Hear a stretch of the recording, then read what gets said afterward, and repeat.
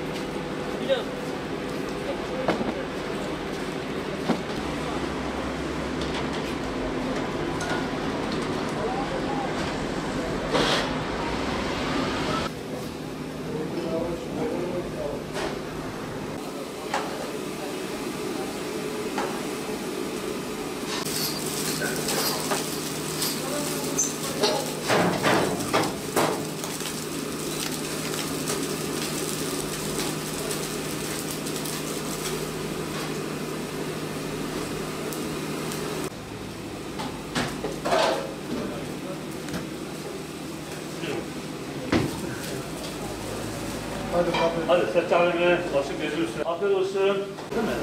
11 TL alayım. 1 TL var mı sizde? Yok değil mi? Başlık gözü üstüne. 6 ay boyunca kapalı kaldık. 20 personelimiz vardı.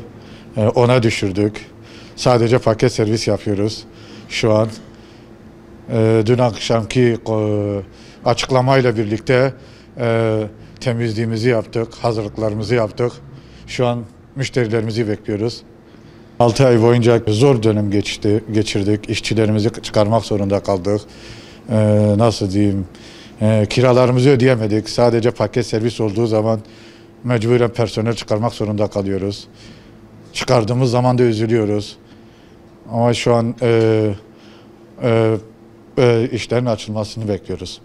Her masaya 2 kişi şeklinde alacak. Masalarımızı da şöyle ayarlamışız, sandalyelerimizi. Her masaya 2 kişi şekilde, %50 kapasite. Gelirken müşteriyi önce ellerini dezenfekte ediyorlar ve sonra ateş ölçülerini alıyoruz ve daha sonra masaya oturuyor. Süreçten sonra işlerimizin açılmasını istiyoruz. Yani müşterinin geldiği zaman o zaman personelimizi de çağırırız. Allah bu hastalığı içimizden çıkarsın. Biz bunu istiyoruz. Başka bir şey istemiyoruz. Bu süreç, bu zaten 6 ay oldu. Bu koronavirüs döneminde tabii ki bütün esnaflar gibi biz de etkilendik. Sadece paketti. Sadece cumartesi pazarları da kapalıydık. Bu dönemde benim şu anda bu dükkanda 17 tane elemanım vardı. Bunları çıkartmadım. Dedim ki ben zarar da etmeyeyim, kar da etmeyeyim.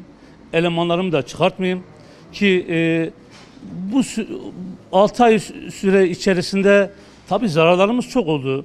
Şu anda vergilerimizi ödeyemedik. Bıraktık, sigortalarımızı dondurduk. Yani şöyle dondurduk. Ödeyeceğiz tabii ki ama işte bu süreçte bayağı zarar ettik. Tabii ki sağlık olsun. Dün Cumhurbaşkanımızın söylediği gibi herhalde %50 içerisi müşteri alacağız. Tabii ki bu da bizim için bir artıdır. %50 ne kadar bizi kurtarabilir? Zarar etmeyeceğiz, onu biliyorum ama kar da etmeyeceğiz. Bütün halkımıza, bütün ülkemize hayırlı olsun. 2 gün önce bir açıklama yapıldı dedi. 1 Mart'tan sonra bir iyileşme olacak. Biz de tabii ki hazırlığımızı yaptık. Şu anda masalarımızı dışarı çıkardık. İçeride artık %50 müşterimizi alacağız. Tabii ki eskiye rağmen daha iyi olacak. Özlemle bekliyoruz ki inşallah öyle olacak. Çünkü ülke olarak zarar ettik. Sadece biz değil, biz esnaflar değil. Kahveciler zarar ettiler, bir komple kapattılar onlar ki biz hani paketle idare ettik.